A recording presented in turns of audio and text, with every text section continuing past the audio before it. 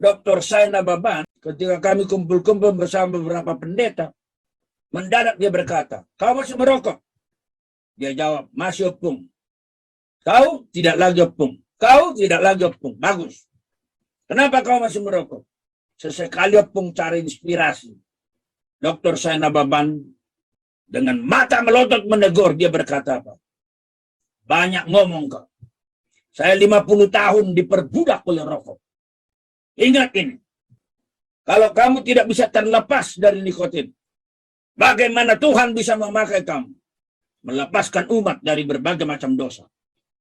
Ada catatan seorang peneliti luar negeri yang mengatakan bahwa kemarahan orang Batak lebih hebat dari meletusnya gunung berapi. Gunung berapi yang meletus hanya merusak lingkungannya. Saya pikir kalau saudara lihat gambar saya sebagai sekretaris umum PGI, tidak ada tampak rokok. Karena saya bilang kalau saya merokok, saya pintar, saya berpikir tajam, dapat merumus dan sebagainya. Omong kosong itu semua. Saya diperbudak rokok. Shalom. Salam sejahtera dalam kasih Tuhan kita Yesus Kristus. Pada kesempatan ini, secara khusus saya akan membahas satu ulasan penting dan menarik dengan judul Pendeta dan Jemaat Marah dan Merokok. Ini ulasan Pendeta Dr. Insinyur Mangapul Sagala MTH dan Pendeta Dr. Saina Baban LID. Sebelum saya lebih jauh memberikan ulasan terkait dengan topik ini, ada baiknya kita saksikan dulu pernyataan dari hambanya, Pendeta Dr. Insinyur Mangapul Sagala MTH berikut ini. Kalau kau tidak bisa mengusir setan dalam dirimu, gak mungkin Tuhan pakai kamu mengusir setan dalam diri jemaat. Dr. Saina Baban dalam percakapan Coffee Morning, ketika kami kumpul-kumpul bersama beberapa pendeta, mendadak dia berkata, "Kau masih merokok?" Dia jawab, "Masih opung." "Kau tidak lagi opung." "Kau tidak lagi opung." "Bagus. Kenapa kau masih merokok?" Sesekali opung cari inspirasi. Dr. Saina Baban almarhum sudah pulang ke surga. Dengan mata melotot menegur, dia berkata apa? "Banyak ngomong kau. Saya 50 tahun diperbudak oleh rokok. Ingat ini. Jangan ngomong cari-cari inspirasi. Kalau kamu masih diikat oleh nikotin. Kalau kamu tidak bisa terlepas dari nikotin, bagaimana Tuhan bisa memakai kamu? Melepaskan umat dari berbagai macam dosa." Benar itu. Baik Bapak Ibu Saudara yang dikasihi oleh Tuhan, tadi kita sudah menyimak, menyaksikan dan mendengarkan pernyataan singkat dari hambanya Pendeta Dr. Insinyur Mangapul Sagala MTH, di mana beliau berkata, kalau kamu tidak bisa mengusir setan dalam dirimu, nggak mungkin Tuhan pakai kamu mengusir setan dalam diri jemaat. Saudara dikasihi Tuhan, tidak mungkin kita mau mencoba untuk menyampaikan berita kelepasan kepada orang lain, atau kalau kita masih diperbudak oleh sesuatu apapun, tidak mungkin kita bisa membawa kelepasan kepada orang-orang lain yang kita layani. Itu sebabnya Rasul Paulus dengan jelas berkata, segala sesuatu diperbolehkan benar, tapi bukan segala sesuatu membangun. Segala sesuatu diperbolehkan benar, tetapi bukan segala sesuatu berguna. Bahkan sebenarnya, kalaupun secara harfiah atau literal, tidak ada penegasan dalam Alkitab yang memberikan informasi dilarang merokok. Tetapi kalau kita mencoba membaca di dalam 1 Korintus 10 ayat 31. Jika engkau makan, jika engkau minum, atau jika engkau melakukan sesuatu yang lain, lakukanlah semuanya itu untuk kemuliaan Allah. ada di situ jika engkau makan, jika engkau minum, atau jika engkau melakukan sesuatu yang lain. Sesuatu yang lain itu bisa kita masukkan. Apapun aktivitas kegiatan kita di dunia ini, apapun yang kita perbuat, lakukan, dan kerjakan di dunia ini, termasuk itu sesuatu yang lain. Kategorinya adalah ketika kita melakukan sesuatu, biarlah kita melakukannya untuk kemuliaan Allah. Pertanyaannya sekarang, ketika seseorang merokok, apakah dia sedang memuliakan Allah melalui dia merokok? Ini pertanyaan yang perlu kita pikirkan. Tentunya jawabannya tidak. Kenapa? Karena akibat dari merokok itu menimbulkan berbagai macam sakit penyakit dalam diri kita. Padahal kita tahu bersama, saudaraku, bahwa tubuh, jiwa, roh kita sejak percaya menerima Yesus sebagai Tuhan Juru Selamat, kita bukan milik kita, tapi milik Kristus yang telah mati dan bangkit bagi kita. Oleh karena itu, marilah kita memuliakan Tuhan dengan tubuh kita, dengan perilaku kita, dengan hidup kita. Mari kita jadikan hidup kita ini sebagai suka-sukanya Tuhan, bukan suka-suka kita. Saudaraku yang dikasihi Tuhan, terkait dengan hal penguasaan diri atau mengontrol, mengendalikan kemarahan dalam hidup, dan juga termasuk dalam hal merokok ini, saya akan menunjukkan kepada Bapak Ibu Saudara satu ulasan menarik yang sudah saya kupas, dan kiranya Bapak Ibu Saudara berkenan menyaksikan dan memperhatikan dengan seksama. Di dalam ulasan berikut ini saya akan menunjukkan bagaimana hambanya semasa hidup, Pendeta Dr. Sai Nababan LID, memberikan penegasan tentang pentingnya mengatasi kemarahan, memiliki penguasaan diri, termasuk di dalamnya kontrol penguasaan diri terkait dengan merokok. Oleh karena itu, silakan luangkan waktu untuk menyaksikan pernyataan dari hambanya Pendeta Dr. Sai Nababan LID semasa hidupnya, dan juga beberapa ulasan penting yang saya sampaikan. Saya berdoa kiranya Tuhan pakai ulasan ini menjadi berkat bagi kita. Selamat menyaksikan. Bapak Ibu Saudara yang dikasihi oleh Tuhan, pada kesempatan ini secara khusus saya rindu mengulas satu bagian kecil dari pemikiran almarhum hambanya Pendeta Dr.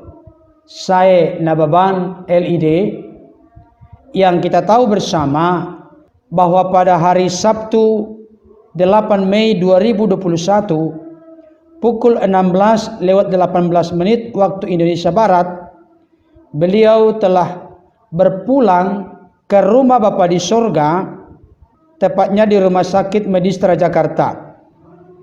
Saudara dikasihi oleh Tuhan, sebelum saya lebih jauh untuk mengulas salah satu bagian kecil dari pemikiran yang disampaikan oleh Pendeta Dr. Sai Nababan di masa hidupnya, saudara dikasihi oleh Tuhan, saya sebagai bagian dari marga Nababan terus terang merasa sangat bangga dan senang, dan tentunya segala hormat kemuliaan bagi nama Tuhan yang telah berkenan menghadirkan seorang marga Nababan seperti almarhum hambanya Pendeta Dr. Sai Nababan, di mana beliau bisa berkiprah baik secara lokal, nasional maupun internasional.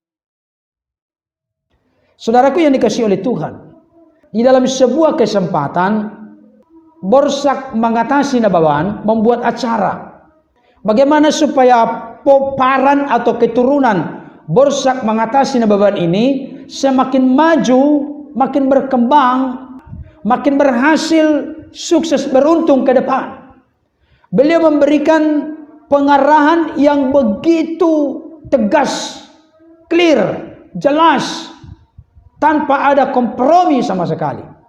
Memang ini yang menjadi ciri khas dari hambanya Pendeta Dr. Sai Nababan LID. Beliau adalah seorang yang berani mengkritik dengan keras dan tegas. Saudaraku yang dikasihi oleh Tuhan. Tetapi seluruh kritikan yang beliau buat dalam rangka untuk kebaikan, semacam tanda petik menyetrum supaya mata hati, mata rohani kita tercelik dan terbuka, dan kita dibawa, dituntun, dipimpin, diarahkan oleh Tuhan melalui pernyataan beliau untuk benar-benar menggumuli dan menghidupi kehidupan kekristenan kita secara baik, benar, dan bertanggung jawab. Nah, tanpa berpanjang lebar, pada kesempatan ini saya rindu untuk menunjukkan kepada kita secara khusus bagaimana Pendeta Dr. Saina Baban LID menyoroti kehidupan dan karakter orang Batak yang beliau sampaikan dalam sebuah acara yang diselenggarakan oleh Pomparan atau keturunan Borsak Mengatasi Nababan. Seorang peneliti luar negeri berkata dengan tegas, kemarahan orang Batak lebih hebat dari meletusnya gunung berapi. Dan kita mendengarkan bagaimana nasihat beliau supaya jangan diperbudak oleh rokok. Sebelum saya lebih jauh memberikan beberapa catatan penting berkaitan dengan ulasan dan juga pembahasan yang saya kutip dalam kesempatan ini, yang bisa mendorong, mengarahkan, memotivasi kita untuk memiliki roh penguasaan diri dalam menjalani kehidupan, untuk tidak diperbudak oleh sesuatu yang lain kecuali kita menjadi hamba Tuhan atau menjadi hamba Kristus, hidup dalam kebenaran. Ada baiknya kita saksikan dulu tayangan berikut ini. Secara khusus bagi kita orang Batak yang gampang marah dan bersikap emosional, satu-satunya cara mengatasi ini adalah menguasai diri. Ada catatan seorang peneliti luar negeri yang mengatakan bahwa kemarahan orang Batak lebih hebat dari meletusnya gunung berapi. Gunung berapi yang meletus hanya merusak lingkungannya, tetapi orang Batak yang marah dan emosional tidak hanya merusak lingkungannya tetapi juga dirinya sendiri. Ini harus serius juga di Polsek mengatasi. Ada yang marah sama pimpinan, sama ketua umum dan semua. Dia tidak hanya rusakin apa, tapi dia juga rusakin dirinya. Tolong ini. Pentingnya penguasaan diri ini. Saya yakin dengan penguasaan diri kita akan dapat mencapai jauh lebih banyak daripada apa yang kita capai sekarang. Penguasaan diri atau hidup yang beraturan akan dapat menjaga kesehatan seperti makan, bekerja, dan bergaul, olahraga, dan tidur beraturan. Ini saya lihat ada di tas itu kritik kepada perokok ya. Jadi jangan tersinggung orang-orang yang merokok di sini. Ini juga salah satu contoh. Saya juga perokok dulu sampai tahun 78. Tetapi akibatnya saya harus terima bahwa jantung saya harus dioperasi 24 tahun yang lalu. Saya pikir kalau saudara lihat gambar saya sebagai sekretaris umum PGI, tidak ada tampak rokok. Karena saya bilang kalau saya merokok, saya pintar, saya berpikir tajam, dapat merumus dan semuanya. Omong kosong itu semua. Saya diperbudak rokok. Jadi satu kali saya di rumah sakit, saya bicara dengan rokok. Kau memperbudak saya. No way. Mulai sekarang cerai, putus, habis. Saya bersyukur. Saya sudah 24 tahun bypass, dan itu sudah dibersihkan. Saya maksud, 2 adik saya 3 tahun yang lalu mati karena rokok, kanker. Tolonglah cek dulu, apakah itu ada penguasaan diri atau tidak. Dan saya yakin kalau saya kenal Pomparan Borsak mengatasi, ada kemauan yang keras. Masa saudara tidak bisa taklukkan rokok? Hei, haus kecil, kau menjajah saya, buang mulai sekarang. Ini harapan saya. Ya, penguasaan diri juga akan menangkal hal-hal yang bisa merusak seperti ketagihan merokok, meminum kebanyakan alkohol, boleh sedikit-sedikit, anggur boleh sedikit-sedikit, tetapi jangan kebanyakan atau memakan makanan berlebihan atau pantangan. Sebenarnya orang Kristen tidak boleh ada pantangan, semua harus bisa makan, tapi sedikit-sedikit. Dan secara khusus di tengah zaman yang dikuasai roh yang menggalakkan kerakusan dalam diri manusia, satu-satunya alat perlengkapan yang ampuh untuk mengatasinya adalah penguasaan diri. Baik Bapak Ibu Saudara yang dikasihi oleh Tuhan, khususnya untuk saudara-saudaraku dari bangsa Batak atau suku Batak, tadi kita sudah menyaksikan, memperhatikan, menyimak dan mendengarkan pernyataan dari hambanya Pendeta Dr. Saina Baban LID semasa hidupnya. Beliau berkata, orang Batak itu gampang marah dan satu-satunya cara mengatasinya adalah menguasai diri. Saya jujur berkata, Bapak Ibu Saudara, ketika saya mendengarkan dan menyaksikan ulasan pemaparan dari Pendeta Dr. Saina Baban LID semasa hidupnya berkaitan dengan kemarahan ini, saya ditegur secara telak, Bapak Ibu Saudara. Bagaimana dalam hidup ini untuk kita memiliki penguasaan diri? Firman Tuhan sangat jelas berkata di dalam Amsal 16 ayat 32, orang yang sabar melebihi seorang pahlawan, orang yang menguasai dirinya melebihi orang yang merebut kota.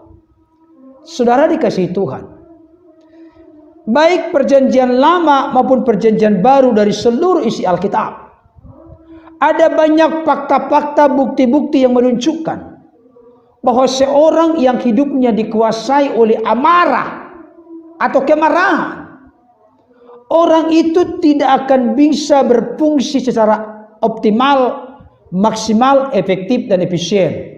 Dipakai oleh Tuhan menjadi alatnya menyatakan kuasa kemuliaannya di tengah-tengah dunia ini. Ini menjadi sesuatu yang serius.